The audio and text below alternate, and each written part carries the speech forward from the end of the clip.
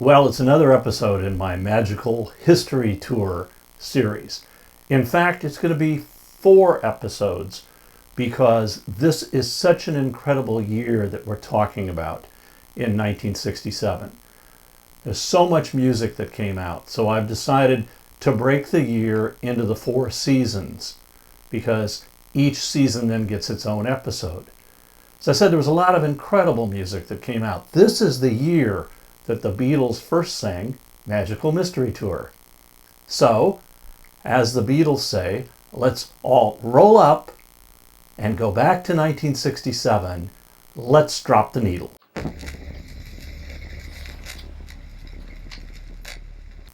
In 1967, music explodes. So what I've done is I've gone back and looked at the year and picked the albums and the music that really influenced me. And I'll also try to give you some historical context along the way so you can see what was happening in this incredible year. So we will start in the winter. January 1967 starts with an event in Los Angeles that changes not only television coverage, but the sports world as well. Super Bowl I debuts, with the Green Bay Packers playing the Kansas City Chiefs, and the Packers win. But notice the Super Bowl logo. For the very first Super Bowl, they hadn't adopted their Roman numerals that they use now. Also in January, a house band at the famous Whiskey A Go Go releases their first album, and to publicize it, they have this huge billboard on Sunset Boulevard. It's the first time that rock music has publicized itself with a billboard, and on Sunset Strip, it will not be the last. The charismatic Jim Morrison, John Densmore, Ray Manzarek, and Robbie Krieger release The Doors. The album starts with Break On Through to the Other Side. Wait, boy, they sound like nothing we've ever heard of before. Then we get Soul Kitchen, Crystal Ship, and I love 20th Century Fox. Light My Fire ends Side 1. Side 2 is even weirder. It starts with Backdoor Man, and then it ends with the epic The End. Over in the UK, a new power trio releases their first album called Fresh Cream. The band is Eric Clapton on guitar, fresh from the Yardbirds, and Ginger Baker on drums and Jack Bruce on bass, both from the Graham Bond organization. The album starts with the great I Feel Free. I Like Sleepy Time Time, Rollin' and Tumblin', and of course, I'm So Glad, and the closer, Ginger's Toad. Our faves, the bad boys of rock, the Rolling Stones released their 7th studio album called Between the Buttons. Great songs include the hits Let's Spend the Night Together and Ruby Tuesday.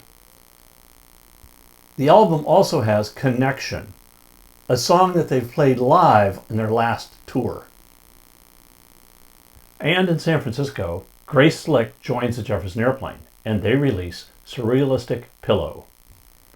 This album has 2 huge hits on it, Somebody to Love and White Rabbit, but I also like Coming Back to Me. They toured to support this album, and I remember as a teenager growing up in Illinois, going to a teen club, which was really just a converted barn, and seeing them perform. In Florida at Cape Canaveral, the launch of Apollo is ready to take place. Then tragedy strikes, and astronauts Gus Grissom, Edward White, and Roger Chaffee are killed in a fire aboard Apollo 1. And all of this happens in just the first month of this wild year. In February, the Byrds release their 4th album, Younger Than Yesterday. It contains the hit So You Want to Be a Rock and Roll Star, but I also like David Crosby's Everybody's Been Burned, and of course the Bob Dylan song, My Back Pages. In March of 1967, 5 great albums are released. The first one we'll talk about comes from New York. It's The Velvet Underground with Nico, and the cover was designed by Andy Warhol. It contains songs like I'm Waiting for the Man, Venus in Furs, and Heroin, all of which were written by Lou Reed.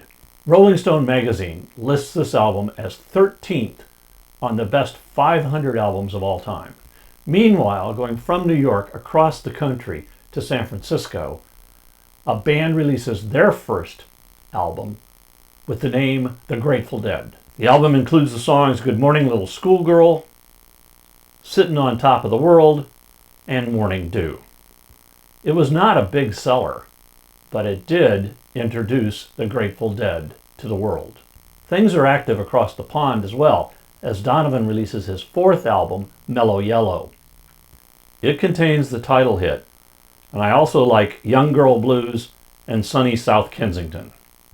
For the next three albums, we'll stay in the UK. The first comes from Cat Stevens, who releases his album Matthew and Son, which contains the hit I Love My Dog and Here Comes My Baby. And a new group with a 17-year-old singer takes over the charts with the hit Gimme Some Lovin', and the world is introduced to the Spencer Davis Group featuring Stevie Winwood. And the lead singer of the group Them, who had a hit with Gloria, goes solo and releases his first album, Blowing Your Mind, which contains his first solo hit, The Great Brown-Eyed Girl, and the weird TV Sheets. But you just know, listening to this album, that you're going to hear much, much more from Van Morrison. This takes us just through the first 3 months of 1967. And of the 11 groups that we've talked about, I saw 9 of them live. The only 2 I did not see was the Spencer Davis Group and Velvet Underground. In the next episode, we'll look at the spring of 1967, and there'll be a lot more music to come. Until then, keep it rockin'. If you like this episode, hit the like button, and you can also leave me a comment down below, and I'll respond to you. If you subscribe, we'll let you know when future episodes come out.